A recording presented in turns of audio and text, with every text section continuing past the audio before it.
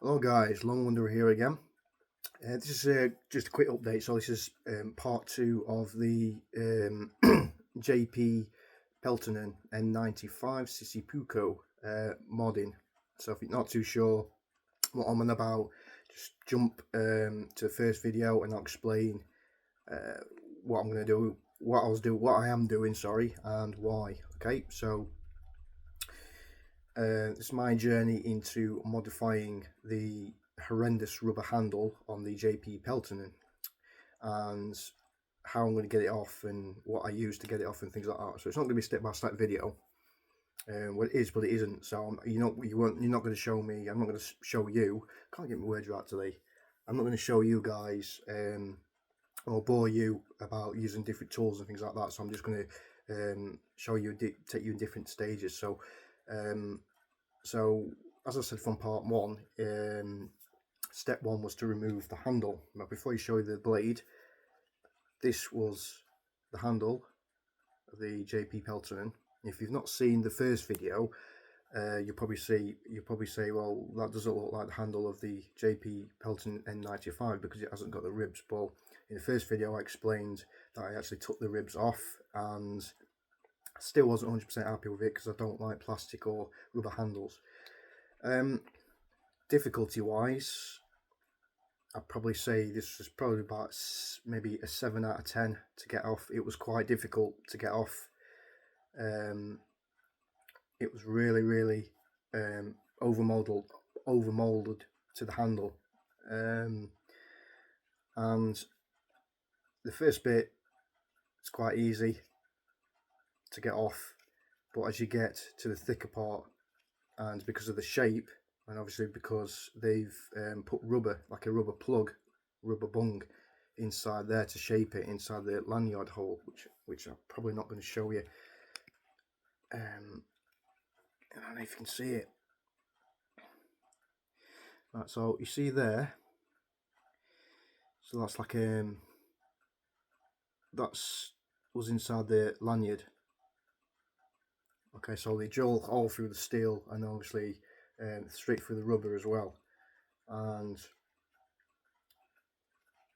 just below that is that got like a rubber, like a rubber bung, like a rubber plug that keeps everything in place, and that's why it was very difficult to get off because I had to slit all the way from there all the way down to there, and then use quite a tough screwdriver that I use for most jobs, even for a chisel sometimes, to lever this open while the knife was in the clamp. So I'd say about 7 out of 10 difficulty wise getting it off, but got it off in the end. I'd say it took about 10 minutes, 10 minutes work. So I started off, so what I did, I clamped the knife, obviously the knife blade with this sticking out. I then got a strong craft knife, which I use, which is a Hultafers, like a very thin craft knife.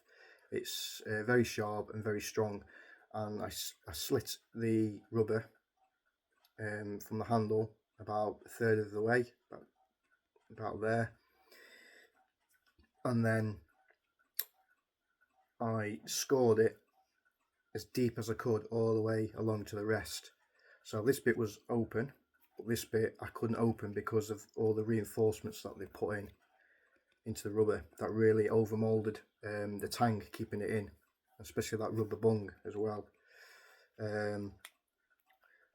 So the only way I could do it is I got me angle grinder, or if you've got something similar, I mean a Dremel would be absolutely perfect for this, but because I haven't got a Dremel, I had to use my angle grinder, the cutting disc on my angle grinder, and very carefully, because this rubber is probably only about maybe 3mm thick away from the tang, so you have to be very careful what you're doing not to cut into the actual steel below this.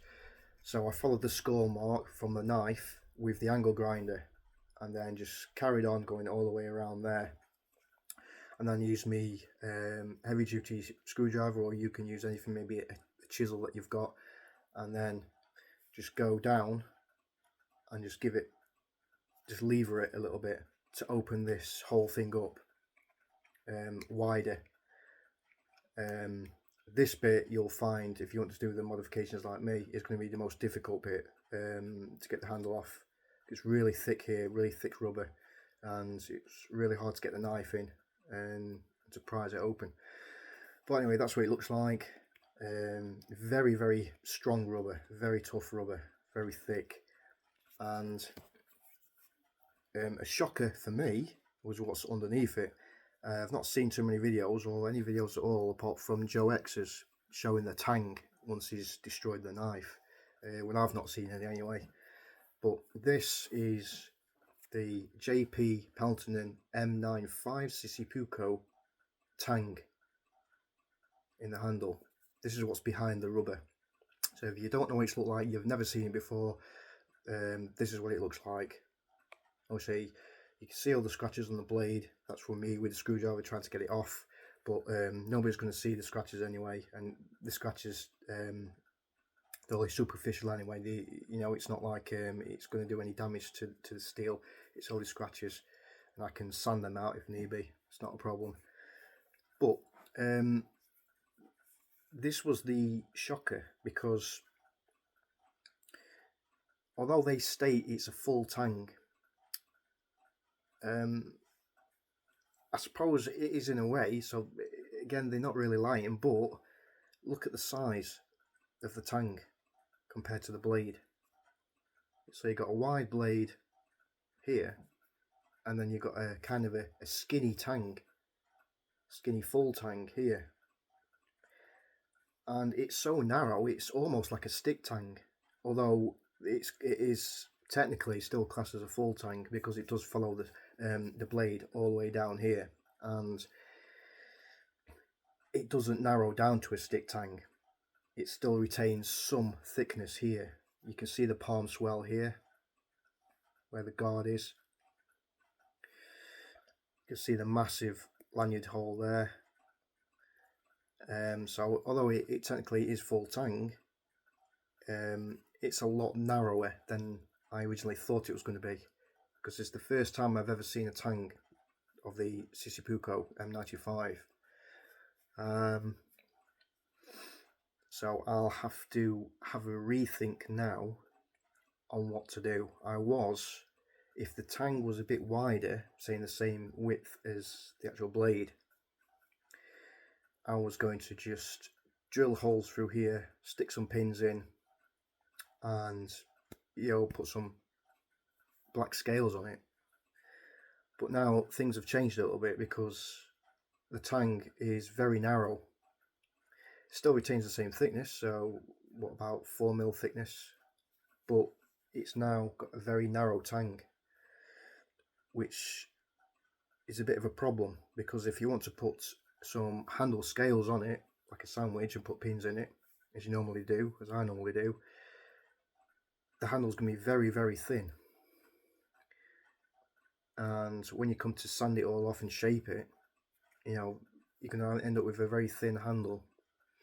I mean, yes, I can build it up, so I can put pins in it, I can put the scales on it, and I can reshape the handles to make it thicker, but it look a bit stupid, because you'd have a gap on both sides where I would have to fill it with epoxy or whatever, and it will just look daft, because I like to sand it right down to the tang to get a really nice smooth finish, so you can see the tang, so you can clearly see it's full tang through the handle scales. But with this, because how narrow it is, I can't really do that anymore, because it's just going to look stupid.